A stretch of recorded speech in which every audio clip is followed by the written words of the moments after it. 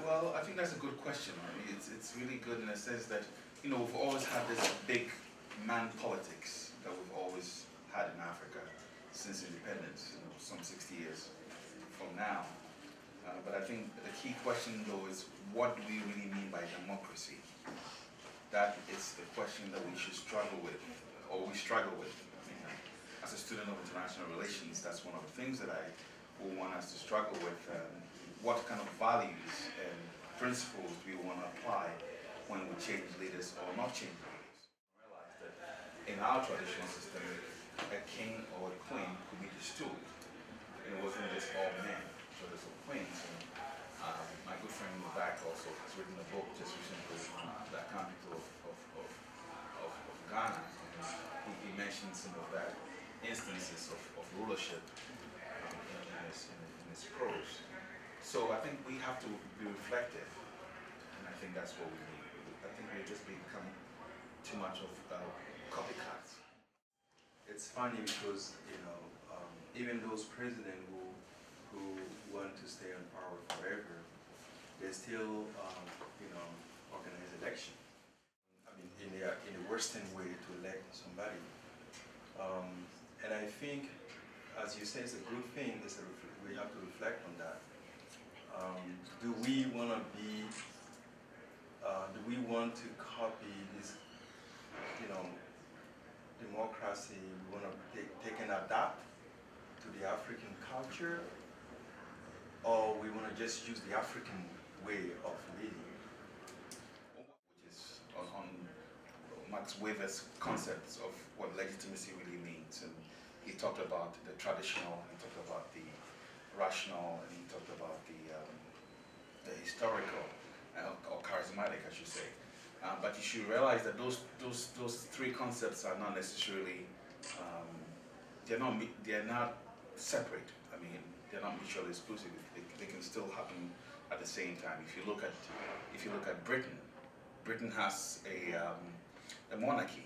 The queen is not going to go away. It's still there. So that is the traditional. That's the weight of history. And then you have the rational, which is the prime ministership. They go hand in hand. We have to figure out how those principles will work for us and not make it mutually exclusive, which we're doing right now, which is problematic. Yeah. Because you know what happened in 2010 with all these issues, where some people, right? You can be taken out of office. It's never happened in London. It's never going to happen. I'm sorry? But that depends on the community. I mean, not every king can be distilled. It depends on, I don't know, maybe that's in Ghana. I think in my opinion, I think it's even relevant, but it's I mean, as far as, Africa is gonna have. My name is Samuel Baxley, by the way. That whole of it being traditionalistic, or I think it kind of takes away from what the focus is. The focus here was that we had an election that was actually presumed to be fair and free and fair. You know what I mean? Like you know, the average Ghanaian respects a king or a queen more than the president. Anyone can curse at the president, but you will not dare do that to a king or a queen.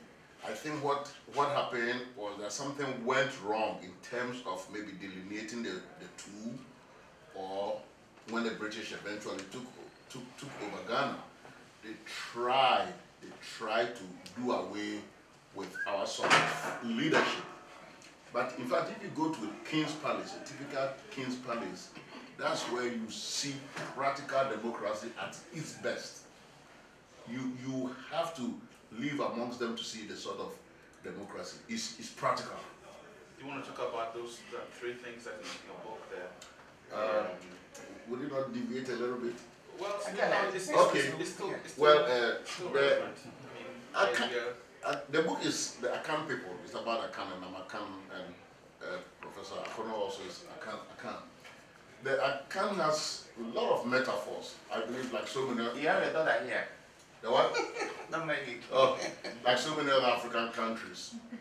One of them, which is the message is drummed on talking drums is that when God created a king, he created the court herald. He created the executioner, and then he created the drummer. That is how the metaphor goes. But to the uninitiated, it seemed just so nonsensical that how could God create these people to aid the king? But if you look at it very closely, these three people basically help the king in execution of his duties. The three people, if you may relate it, the executioner carries out the ultimate punishment. So he's a symbol of the judiciary. The drummer is basically the mouthpiece of the king. So he is, in effect, the executive. Because, you know, traditionally the king does not speak in public. He cannot. No. And the other one, No press conference. the court crier, or in other words, the herald, he promulgates all what has been legislated by the Council of Elders at dawn, early morning, or late dawn on dusk. By, you know, they have a cowbell. He goes round beating his cowbell for attention and disseminating what had been legislated. So you look at these three people and you compare to Western type of democracy, the judiciary, the executive, and the, what's the other one? The legislature, you know. But as much as a king is so powerful, he's basically,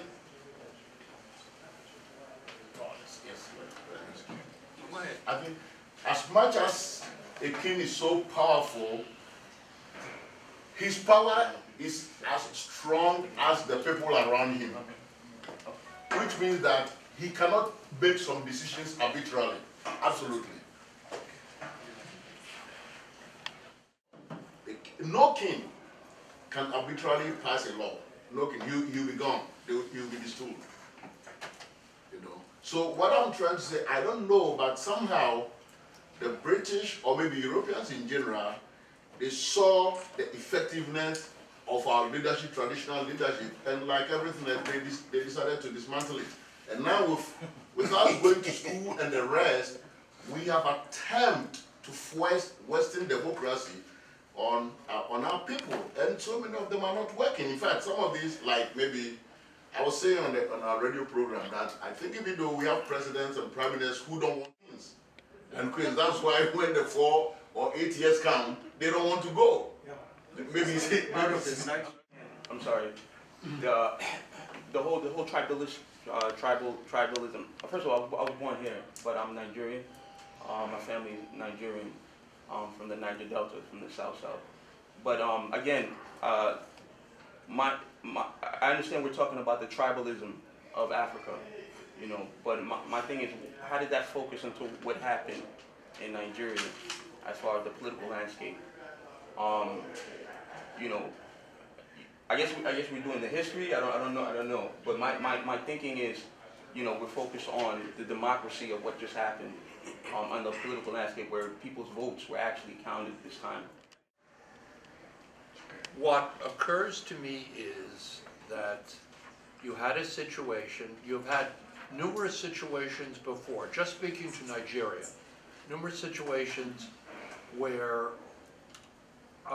there were forcible changes in government, but that this was the first case of someone defeated and willingly left office after a defeat. And as the gentleman says, people don't respect a president because they haven't been raised with the idea of democracy, and they have to become accustomed to the idea of democracy, and they have to get out of their minds the idea that democracy is just a Western invention foisted upon them as a as an African country, democracy, mind you, I'm an American, but I sincerely believe this, democracy, if it works at all well,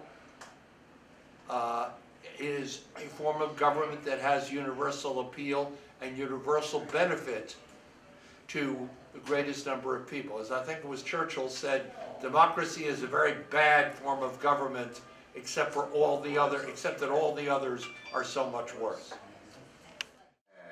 Pays and all, and most of them are paid so much, more than even Obama.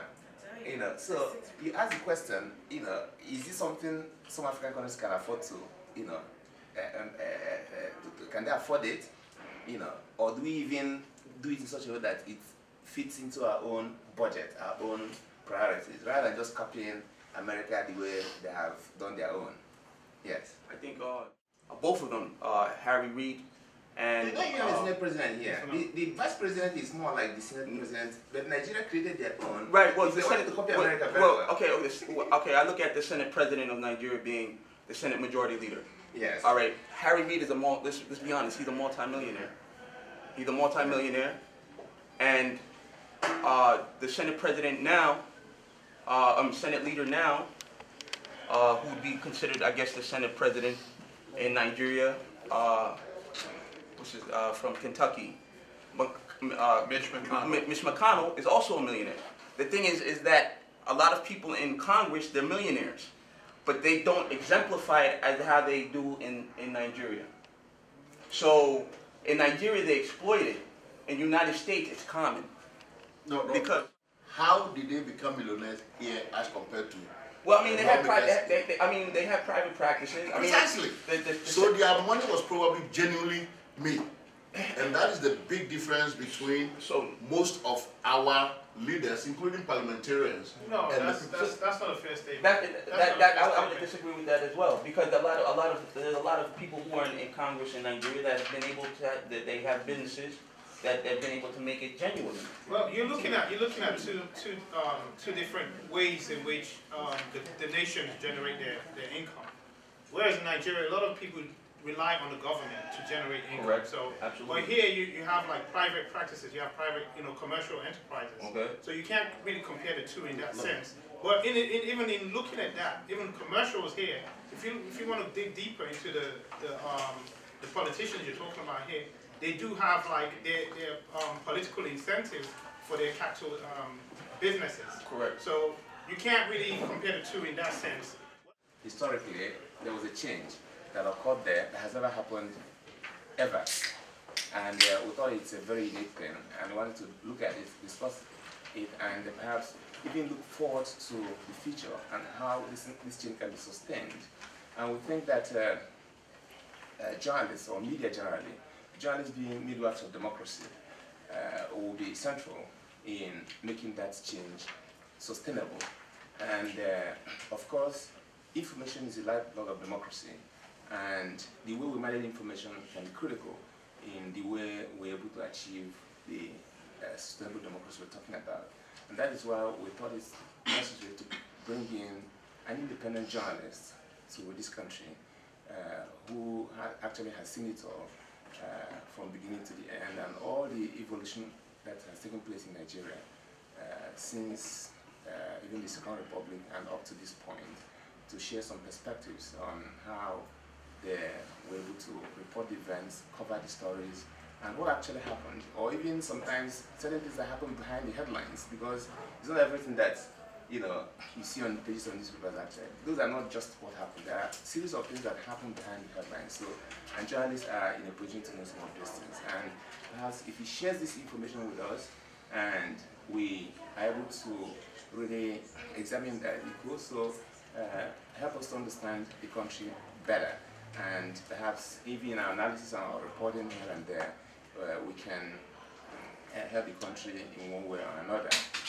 So that's in a nutshell why we're here. I guess there will be more contributions as we go ahead. Who is the Chief Operating Officer of the Abuja-based Himalayas Broadcasting Limited Company. Before his current position, he was a Director of News and Current Affairs in an African independent television company.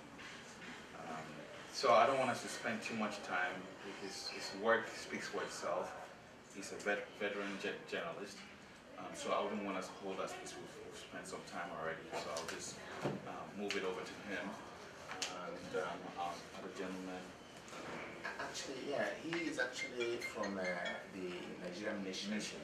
You know, the United Nations mission to United. Sorry, Nigerian mission to the United Nations. So we are happy to have you, Mr. Joe. You know, you're most welcome. And actually, most of our programs, the ambassador often sends him to represent her to most of our functions. So, and of course, you can understand why he's here, the centralism of this program to Nigeria, and what it means for Nigeria moving forward. So, I'll have hard questions for you later. I want to start. Actually, this was not my plan to start this way, but that's where I find myself now. I want to start by apologizing for being here late. One of the challenges we have back home is what we call the African time. And when I was invited, one of the first things I did on my notepad was to say, make sure it's not African time. And I started early in the morning trying to make sure it's not African time. But getting into Manhattan changed everything. Because my friend who graciously brought me here said he didn't want us to take the train, or he would drive, we'll find parking. We've been looking for parking in the last 45 minutes. You know, at the point I had to abandon him, call him to come pick me up somewhere so I can get here. Please, I'm sincerely sorry. It was not in any way meant to be. First of all, I'd like to thank CMPI for inviting me. I also want to thank those of you that are here for leaving everything you have to do and spend some time talking about Nigeria. I've been introduced, I'm VinMartin Ilo, I'm a journalist. I worked for the first private broadcasting organization in Nigeria. The very first one, radio, TV, and very recently I stepped aside, as we say back home, to start up a little organization where we do online television and then produce programs for TV stations. When I got this invitation, I said I wanted to write a speech. The role of the media, what did the media do, and all that. Well, I threw away my speech, so I just want to talk and have a conversation, have questions, and then answer the questions, and then learn one or two things from those of you that are here. Well, we had our election not too long ago. But on May 29th, we had a new president. But I'm addressing you on a day that the change and the effects of the change we are talking about in Nigeria has something like an earthquake. What I mean by this is that for those of you that have followed news from Nigeria today, we discover that for the first time in the last 16 years, we're having a National Assembly where the top officials of the House and the Senate are not just members of the ruling party. This morning, we woke up to see the inauguration of our new National Assembly. And because of the change and the independence that everybody has been praying for, we found out that today the ruling party could not muster enough votes to put the candidates they had agreed to put in very senior positions. In the National Assembly, the upper house, in our upper house today, we had a candidate not endorsed by the ruling party, that is a member of the ruling party, with a deputy who is a member of the opposition, something that never happened. It was always winner takes all. The same thing. that the ruling party had a straw vote, a kind of arranging primaries before today. I said these are candidates, but today none of those candidates made it.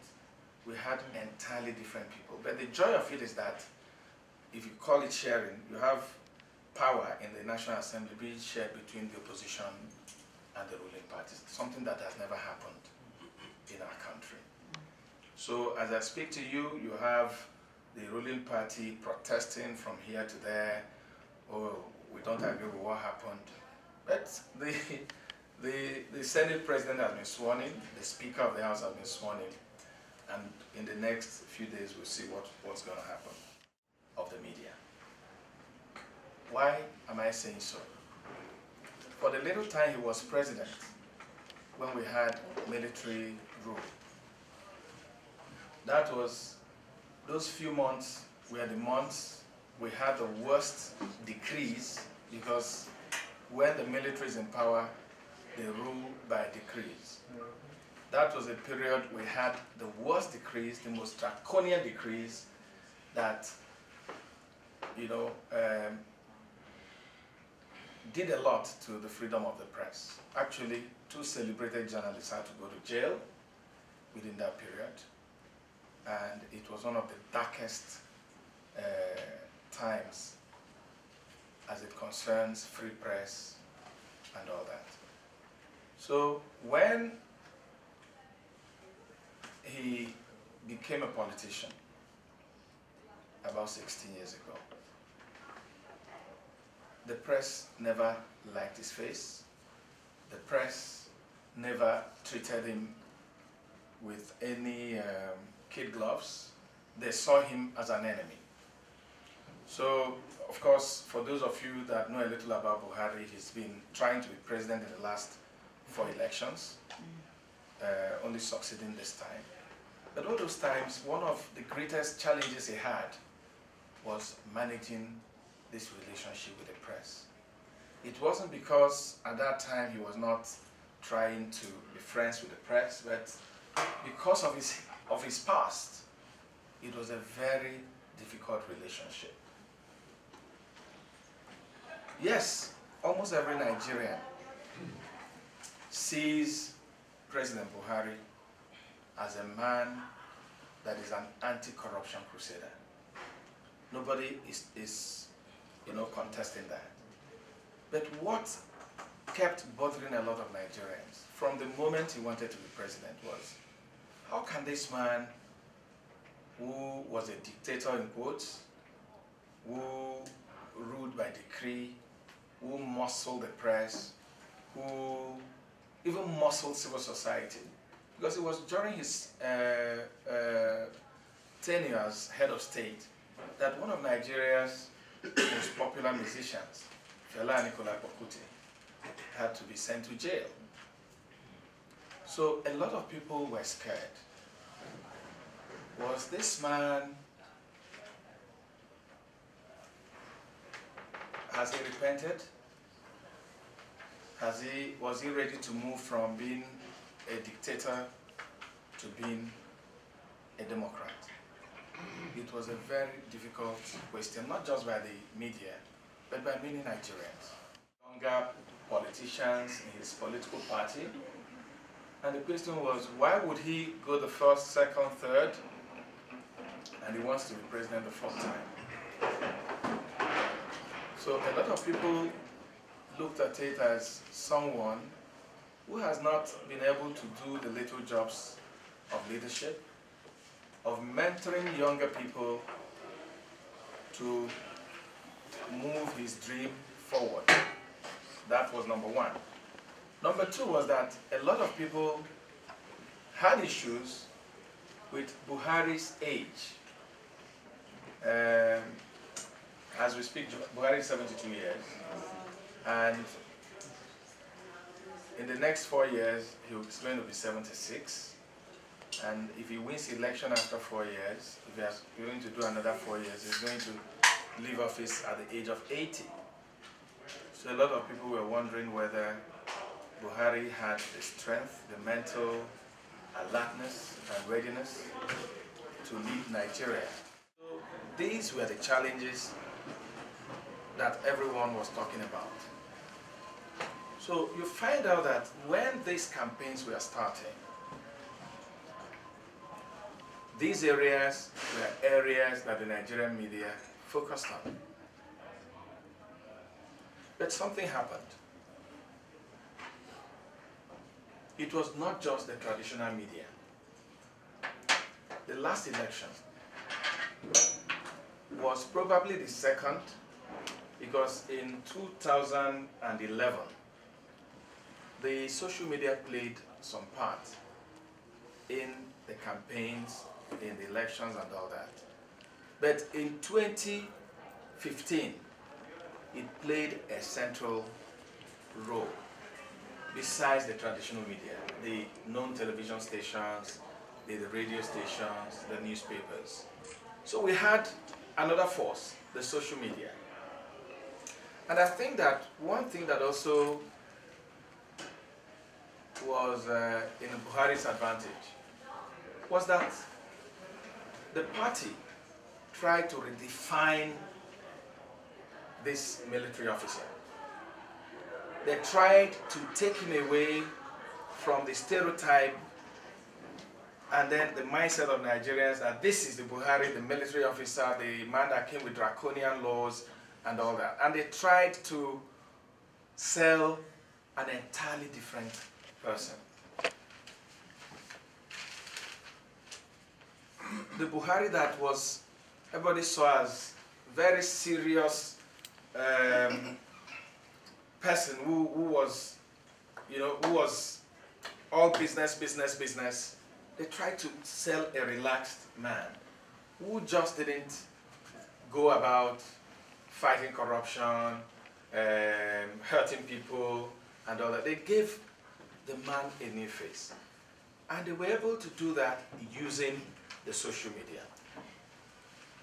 Nigeria is a country of about 170 million people. But according to the ITU, about 127 million people have access to telephones in Nigeria today. Well, I'm not too sure, but almost between 35 and 50% of that number, 127 million people, also had access to internet. So if you look at it, about 3/4 of Nigerians have access to telephones. Even if they don't have access to the internet, there could be text messages. And the Buhari campaign organization keyed into that. They used Facebook, they used Twitter, they used WhatsApp. They used almost everything, selling this candidate of theirs. Officials, but not everyone was corrupt, but everyone went to jail. And it took so many months, for some, a couple of years before they got their freedom back. So that was the impression everyone had about Buhari. But I don't know whether I should, okay, let me use it in quotes. Laundering of that image took place. There was a calculated effort. We even hear that some foreign experts had to be brought in, to draw a new approach to the Buhari campaign. And then, while they were doing this wonderful work in the social media, the mainstream media also had its own challenges. Let me give you a little background about the media in Nigeria. We have two frontline government organizations, the Nigerian Television Authority and the Federal Radio Corporation of Nigeria. The Federal Radio Corporation is the radio arm. Then the NTA is the government organization. Then you have the other independent networks, but I'll just name two. You have the African Independent the African Independent Television, AIT, owners of AIT, the radio station, the TV network, and then the Ray Power, the radio network. That's the organization I work for, or I used to work for, or I still work for, because, because even when I left, I still do a lot of programs, we produce a lot of programs for them and all that. Then you have the other one that's called Channels Television. Those are the two stations I like to talk about. But in Nigeria, I am a TV anchor. I present a program that comes up three days a week. It's a late show. But if someone else was doing that kind of job in America, all he bothers with is content. Who is coming on the show? What are the topics to be discussed with a team? But in Nigeria, besides talking about the content, getting ready for my interviews, knowing the guests that are coming, I also have to look for sponsorship. I also have to look for people that will put adverts on the show. What that does is that it exposes the journalist to a number of influences. You had the other party bring it up, made it look like the candidate had committed murder. There were no laws that backed what they did or whatever. So there was a lot of mudslinging. And the media had a lot of bashing for that. Because a lot of people thought that, yes, you needed to get paid for these documentaries to come. But looking at your social responsibility, did you have to put some of those things out? They felt that this was the man that was going to use his military experience and cage Boko Haram, which a lot of people thought and still think that our former president, maybe he tried his best, but maybe his best was not good enough. So a lot of what happened in this election was in the media. But for the first time, seriously, it was not just in the traditional media of your television, your radio, your newspapers. The social media also bought into it and helped in the emergence of the new president. Well, if I want to talk about all the things that happened and the challenges and what, we may be here for another day. So I'll just stop, and as we have a conversation through the questions, we can, dig deeper into what happened during the election hearing. We can go back to the floor. I really simply want to congratulate the organizers of this workshop, as it were, especially Uchenna, who has been doing a lot of work in this election, bringing attention, focusing attention on events in Nigeria. That is really laudable, and everybody here also, especially the panelists. The guest speakers, really, done an objective X-ray of the political events in Nigeria as related to the media. He has done well in bringing into focus the functionality and the vibrance, of the Nigerian media. It has been so popular touted that Nigerian media is about the freest in the world, without restraints, without government censorship, even in the face of the insecurity that you mentioned, Nigerian press is still very, very free. They say whatever, they talk whatever, they take whoever, to, the washrooms to really bring them out. And I think that is very essential. It's an essential component of democracy. Nigerian democracy is a growing one. When people compare, Nigerian democracy with Western democracy, I think they kind of do injustice, to my country, because, this country started in 1776. That's many centuries, away. And Nigeria is just how many years old? About 55 there about. So it's a growing democracy, and by and large, I think Nigeria is doing well. Democracy is a process. It's not something that you achieve overnight. But by and large, we have all the structures in place to make Nigeria a great democracy in the world. Starting with the media. The freedom of the media is surpassed, as it is in Nigeria. So we will get there. It's a matter of time. What we should be doing after this critique is, trying to find a way in which we need to really move forward.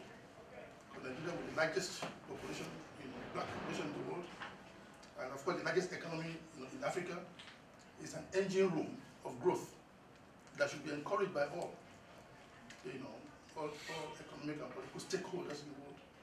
So we should be working in that direction. And once again, I want to congratulate you, and well done. Thank you. If you want to comment on that, I don't want you to put you in any spot one way or the other, but that was one of the makeovers. And now, as you know, he's going to the G7 summit. So if you want to tie that into the whole Western image of cultivating him as a different person from a literary dictator to a Democrat, because that speech was quite important. So if you have anything to say, fine. If you don't want to contribute, just if you want to get into much more details. And my good friend here is more political. I'll still probe you. I should. It's my job. Why did Nigeria vote for? And I know Joy, so don't bring her up. Why did Nigeria vote to allow the intervention of Libya? And again, if it's too sensitive, don't answer. And we'll open up to you. Well, you see. I'm talking for myself now. I don't think that, yes, the present and the future are determined by the past. But I don't think it's fair to tie a man completely to his past. I don't think it's fair. Yes, I know most of Buhari's media people personally. And I know that even from way back, before this success, they knew they had a baggage. They knew their candidate had a baggage, which is, how do you convince people that this man can never repent? But let me tell you about what happened today in Nigeria, about the election in the National Assembly. Before now, every president was in charge of what happened today.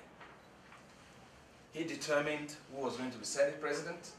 He determined who was going to be Speaker of the House, because they wanted to be in charge, so they won't have troublemakers making it difficult for them to pass laws and what have you. If he had any interest in who was becoming, he said he didn't care. He said it was not his business. Whoever became President of Senate. And I think that gave the impetus of what happened today. Because if the president had said, look, this is going to happen, like one of our former presidents would say, if you go against it at your peril, I think what happened today wouldn't have happened. There's a possibility that Buhari will change. I mean, change is dynamic. And in today's world, this is not 1984. This is not 1984. This was doing something in Syria. So Buhari is not going to run the kind of government he ran. It's not even possible. It's not possible. If he tries anything like that, he won't be at the G7. They won't invite him. And a lot of things will not work for him. So I think we should, try a little bit, not be too judgmental on Buhari. Let's give him the benefit of doubt. Just contribute a little bit to what you just said. In 2011, I voted Buhari. The last election, I voted him. Not because I think he's an angel, but because I thought was a lesser evil what we had. The man there was not evil, but in my estimation, I felt we needed somebody that is more vibrant, in my estimation. And we are not expecting a saint to be the president. This man was somebody when he sneezes, people get cold. It's still in his system. It's going to take time to purge it. We know that. It's going to learn the ropes. But it's not entirely, I don't think it's entirely fair for us to go brief for him. You will agree with me, after the election, the option you worked for was banned from covering his programs at the Defense House without a recourse to the party chairman, without a recourse to the party leaders. You are aware of that. And when the party leaders became aware of it, they have to even reverse him without his knowledge. That happened like just a few days after his election. And few hours ago, it's not entirely correct, I think, to say that the party members that were adopted by the party were not elected. I don't think that is correct. You said? What in today's event, what happened today, you made mention that the people that were favored or elected or adopted by the party did not win the leadership. I don't think that is correct. And to say that the president said he was not interested in whoever becomes the leader of the National Assembly was not also correct, in my estimation. Initially, that was his stand, but he reversed himself and anointed somebody. And that was what brought the problem today, because he was insisting that the person would go, and while they were having a meeting, some renegades went somewhere and used their connections and got elected. So what I'm saying is that we are giving him benefit of the doubt. We are not being carried away that's going to happen overnight or is a saint yet. He still has some carryover from the military era with him. We are watching him, we are seeing it, and you can see that 2 months after the election and few days after the inauguration, we don't have people who are supposed to help him run the government. He has already taken 3 foreign trips outside. There was no foreign minister that will go around and take care of himself and advance party and all that. He's not an expert in foreign matters. We needed somebody. But up to now, we don't have ministers. He's still doing his things. And for Frank, do you hear that the vice president was locked out of the security meeting last week? Are you aware of that? And this is the vice president that's supposed to be with him. So just to say that we still have issues, we are working with it, but we know we'll get there. That's my point. To be a believable, trustworthy journalist, I'm not going to base some of my comments on rumors. Like when they said someone was locked out, it's a rumor. There's no evidence to that fact. So I'm not going to, but what I have said, and I'm not holding brief for Buhari, far from that. I'm not holding brief for him. Just like every Nigerian, I'm praying and hoping that he's a changed man, because that's what we need. Just like when I ended my comment, I said, if it does otherwise, that is at its own peril. My first question is, what is the media in Nigeria doing to secure this, I would say, this democracy, this growing democracy? What is the role of the media? Because we know sometime the case of Mali, right? Everybody felt like, okay, there was a growing democracy, and then everything collapsed again. And there are a few countries like that in Africa. So what is the role of the media in securing this growing democracy? In one word, the media is holding the leaders to account on a daily basis. If you go online and look at the papers today in Nigeria, you see that effort. Charles says something about 2 weeks, no ministers. If you read the papers in Nigeria today, that's what the journalists are saying. A lot of journalists are talking about the foreign trips, 3 in a row. That's what they're doing. When a few days back, no, I think about a day after the swearing in, and the president declared his assets, like he promised, to the Code of Conduct Bureau. It was the press that started shouting that that is not enough. Make it public. We have the freedom of information. Make it public. As he promised. Eh? As he promised. I'm just so we are doing our best to hold our leaders to account. Nigerians want security of life and property. They don't want to be sleeping and Boko Haram comes and takes their wives and takes their kids and they won't see them for 1 year. That's the change Nigerians want. Nigeria wants... That's a serious matter. Huh? It's a serious matter. There's a security issue. Yeah. Nigerians want their leaders to stop stealing their money. I'm going to really work on that. But my thinking is that this thing is going to be very hard to achieve without the effective support of the media. And it will be hard to achieve if the media continues to connive with corrupt officials. The truth about the matter actually is that the media is very corrupt in Nigeria. Let's face it. Actually, on a more regular basis, I speak to a couple of editors in Abuja, and the stories they tell me, honestly, are not pleasant. You mentioned something like that in your remarks, but you didn't quite elaborate on that, where you talked about some media organizations compromising with their quest to get advertisements from politicians. I was told by one editor that a politician who believes that he is corrupt and he doesn't want the spotlight on him can give a certain newspaper an advertisement worth $40 million or whatever, you know, and to the point that even the entire newspaper, the front page will be, they call it wrap around or something, that's what they call it. They wrap the entire page with whatever, and when this guy weighs the consequence of losing this money and just exposing this man, most of them will opt for taking the money. Yeah, you may say it's legitimate money, but the thing is that you have compromised yourself. And there are so many stories like that. A lot of Before you go, does anybody else want to chime in on the same issue about corruption and compromised media, so that we can need to look at other factors of cultural change, not just media, because the educational system also needs to play a role. Media needs to develop great capacity to analyze the complexity in the situation that you're living in. You yourselves, you're dazzled about the complexity of the decisions that you have to make every time you write something about this future president and how clean he's going to be.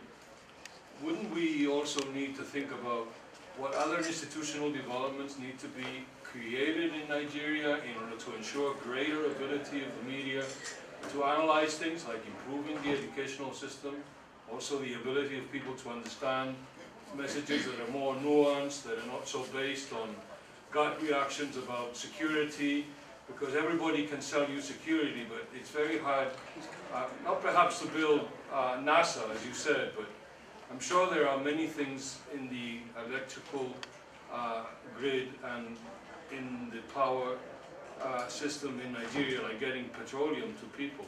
Challenges back home. Being a journalist is a big challenge. And like you noted, I tried to talk about it when I was opening by saying that we have this moral burden of the man that pays you to be on your station and then you interview him the next minute. Are you going to be very, very objective? We have those challenges. We have the challenges of a lot of media houses being owed salaries of up to 1 year, more than 1 year. And it's official behavior. You hear media owners telling journalists, I've given you the platform, you go sort yourself out. We have those challenges. That also has made it possible for some degree of corruption. I'm not ruling that out. But in the main, I think we have a media that taking cognizance of all these challenges, still trying as much as it can to do its job of being the fourth estate of the realm. No, we try our best not to. Because I mean, it's not just in the United States. If you're a good journalist, everyone knows you're a good journalist. Collected money. What am I watching for? No, it's like that. I've seen my colleagues on TV shows and I'm with other people, and they say, "Ah, Vin, this your colleague." I don't even know how much. You know, we call what there's something we call pidgin English. Say, I don't even know how much they give her. I don't know how much he has collected. So, like I said, I am a TV anchor. I'm also worried about what people will say about me when they are watching, because I'm not going to be there. They are going to see me and either make comments about me and all that. A number of journalists in Nigeria are trying their best under those very adverse conditions. You can imagine working without salaries. For me as a journalist, that there's no TV station in Africa that you could claim is watched by all Africans, just like Al Jazeera or CNN. You know, so if they're able to achieve it, sincerely, I'll be excited. So, all right. Okay, thank you. System in Nigeria, not only with the new president that we have, but also in the legislative branch. And I was just wondering, how will these multiple perspectives come together and cooperate into a unified stance against Boko Haram? And if you could speak a little bit to the history there and the perspectives that they bring. It's actually making us start behaving like Americans. And I will say what I mean. You know, when a president in America is leading a war, you find out that almost everyone is like falling behind him. A lot of people are very careful not to be politically correct by what they say about the war and his efforts. I mean, everybody's so careful about what they say. So you don't find your comments, you know, like killing the morale of the country or the soldiers and all that. I think that when it comes to Boko Haram, for instance, Nigerians are united. You know, when they started, it was, oh, the Muslims against the Christians. That was the impression. But after a while, they became like a bull in a china shop. They killed Muslims. They killed Muslim leaders. They killed traditional rulers. And in the northern part of Nigeria, they're very powerful. They're not people you toy with. They killed non-Nigerians. They killed everybody. So, if you are going to draw the line, oh, I'm Hausa, so they're not going to come after me. Oh, I'm Christian, I'm Muslim, they're not going to come after me. That ended a long time ago. And if you saw that early time, you saw people politicizing the entire thing. But it got to a point when they saw that if Boko Haram was left in their devices, they were going to take over the country. As the ministry, July and August, they stated that he would be given his list. It has to be approved by the National Assembly by law in the Constitution of Nigeria. So to answer the question about his ministry, by July, August, that's the time frame. So he's already compiling that while he's done it. Now, as far as the AIT, I think he also indicated that it was his age, that it wasn't coming from him as far as the barring of them taking. He stated that it was overzealous age, so he's actually standing his own position against his own party and his own age about what's going on, which means that a lot of people within his inner circle are probably not telling him a lot of stuff. You know, I mean, I guess that, you know, comes with the presidency. He stated that, you know, it was his age that did that, just on his benefit. I'm not saying I defend him, but that was what he incurred.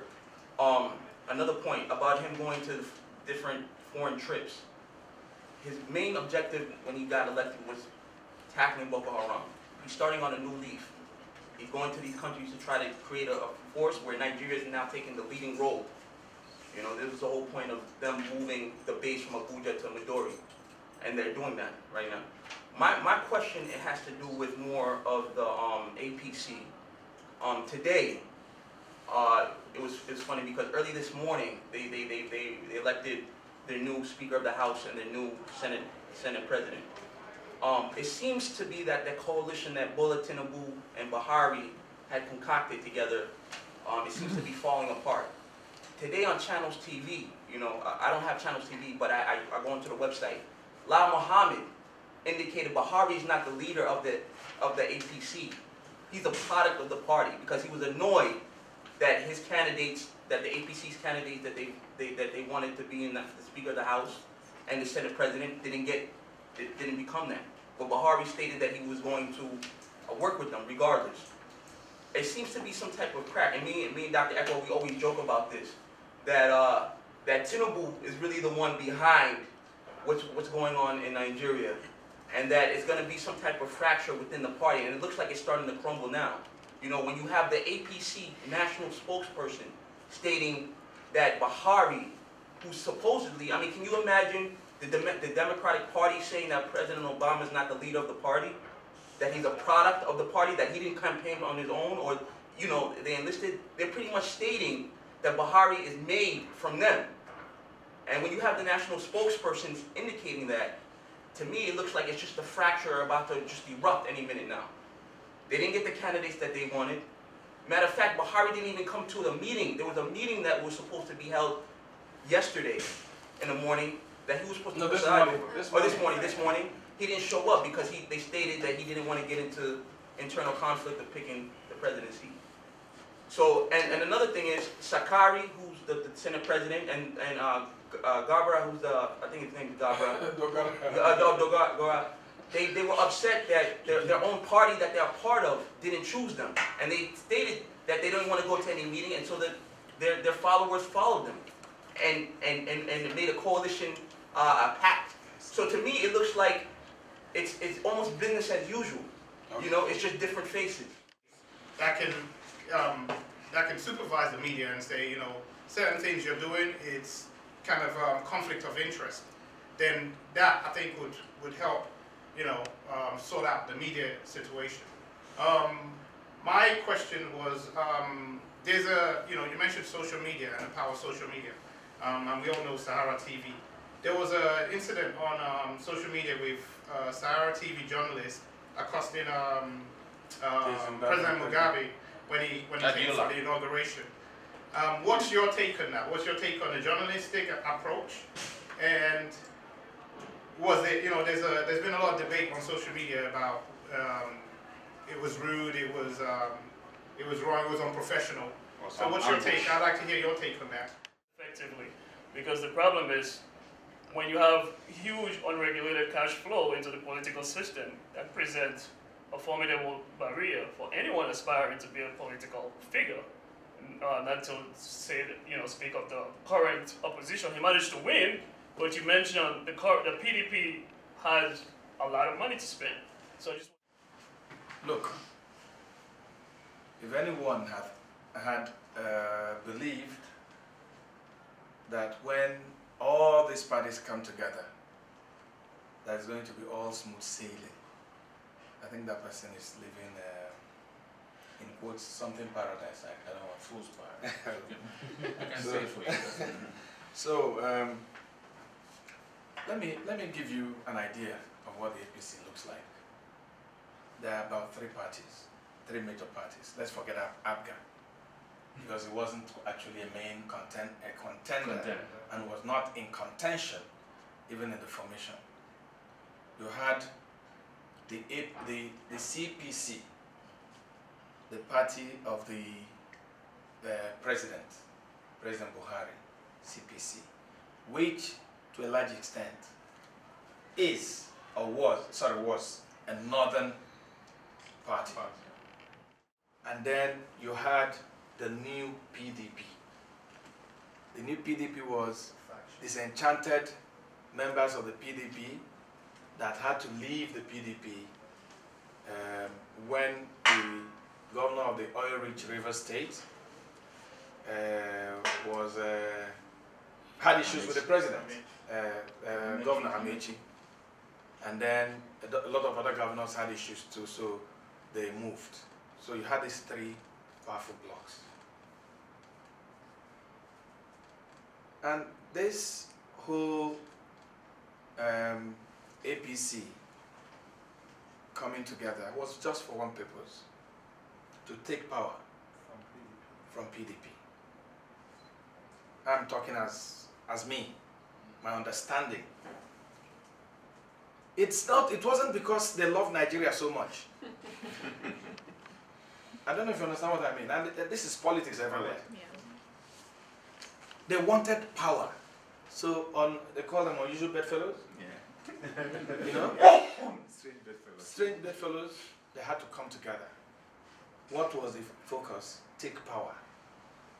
And the way things are unraveling, it means that they concentrated much on taking power and not about what to do with the power. So what are you seeing now? It is an internal struggle between the parties or the blocks within APC. If Gbajabiamila became speaker or Ladan became Senate president, that would have been with the support of the Tinubu group. Yeah, that's what I got from the forum, yeah. Huh? They said that... Yeah, because first of all, the change that came was a pleasant surprise to a lot of Nigerians. And they were scared, the Tinubus and all that will hijack the government and nobody will be able to do anything. And there's a third force. And a willing force in PDP. They've been sulking in the past 2 months or 3 months. And suddenly they see a window to be relevant. And even before APC got their house together to say, look, they went and said, we are supporting these people. And this is it on the table. Are you giving it to us? And these are renegades, in quotes, from the APC. They have no other place to find succor except in the opposition. So they went into that alliance, an embarrassing alliance to APC, because, in the ruling party. And it would happen, and after a while, there'll be some quiet. Because it's like, back home, when people marry a new wife, there's a challenge about who's in charge in the home. You know, who is in charge. I didn't know about that. Yes. But anyway. It's neither here nor there. But if you ask me sincerely, what I tell younger journalists, when I do a lot of training for younger journalists, I say that a journalist is like me coming here and I didn't know how to go. And I go to a police officer. Hello, sir. I'm looking for XYZ. This place, so and so. But that's not what's happening anymore. Journalists are like gorillas. They're just looking for anyone to devour. Yeah. You watch American TV, you bring a guest, he leaves his house, comes to do your program, and you treat him with a lot of contempt. He's answering a question, you shut him up. It's popularity. Because you're in charge. Yeah. So what I'm saying, I don't belong to that school. I think that journalism is, for those of you that follow Nigeria, you must have heard about Oga on the top. Yes. That's guerrilla journalism for all I care. You must treat the people that you bring to your program with respect. This of the election, the president, we hear, may have spent millions and millions of dollars giving money to the obas and traditional rulers and trying to get their vote. There are laws that nobody is giving to it, and that's why they justify, stealing so much money when they get to power, because they tell you they spend so much. Some of them sell their houses. Some of them sell their ancestral lands to be able to contest elections. So there is a law, but nobody is doing that. Then you asked about control, or there was a question about the expectorate. Foreign leaders. No, I'm coming to that. You said something about the work done. Of course, for instance, we have the Nigerian Broadcasting Commission. We have the Nigerian Press Council. We have the Nigerian Union of Journalists. How effective are they? Not very effective. Not very effective. Actually, the only one that that has some bite, little bite, is the Nigerian Broadcasting Commission. They could fine you for crossing the line and all that. The Nigerian Press Council, they're not doing more. The NUJ is a trade union and a professional body, so they are not yet decided on which one they want to do. So they don't even have that kind of control. You know, if they say they discipline you, they sack you from the NUJ, you will still keep your job. This election, a lot of foreign governments supported Buhari because they felt it's better, he was going to, you know, achieve more results in their own estimation. But sincerely, there's no official proof or evidence of such backing. Of course, he went to the G7. No, he went to make that speech in London. The Chatham House. And the Chatham House and all that. It was for me. It was part of the packaging. Oh yeah. Yeah, but I don't think. I don't think. think. But again, because you had mentioned sorry. it earlier. Again, Yeah. the unseen or whatever kind. I don't know how to describe that support, which we saw from the Western governments. You know, the willingness to see change in Nigeria. You know, also helped the Western governments, and that I think played some role. Didn't they say that Amechi at the time thank my good friend here? He did a wonderful job. It was great, excellent, and I would like Mr. Dr. Uchenna to say a few words before we wrap up. There's also refreshment, so maybe. Actually, I will leave because I talk a lot, so I'll just leave the talking to our colleague, Francisco. Well, I want to thank you all for being here and waiting, especially at the beginning. It took us so long to start up, but it was really worth waiting. I thank you so much, Uchenna. I think you brought together a really competent group of people to discuss very freely, and I think this is also another manifestation of change because I mean, to have such a quiet and interesting and diverse and well-informed conversation about Nigeria in New York is something perhaps also new. Absolutely. As a matter of fact, of course, you guys are familiar with some of our series. You know, we try to create this forum as part of our contribution to the larger society, even though we're focusing on Nigeria and for full disclosure, I'm Nigerian. But sometimes we also focus on other countries. You know, our job is just to communicate innovative solutions or approaches to changes or global solutions to major challenges we have in the world. So sometimes we are focusing on other areas, and you know, it's an ongoing process. And we do hope that you join us in some other programs we'll be doing in the future. We have a couple of series of programs we'll be doing from time to time. And we also thank you for coming all the way from Nigeria. I know how difficult it is. That's about 13 hours flight, you know, to be here. So we really appreciate that. And it was wonderful. And yeah, we need to clap because that will give me a minute to say thank you again and to apologize profusely.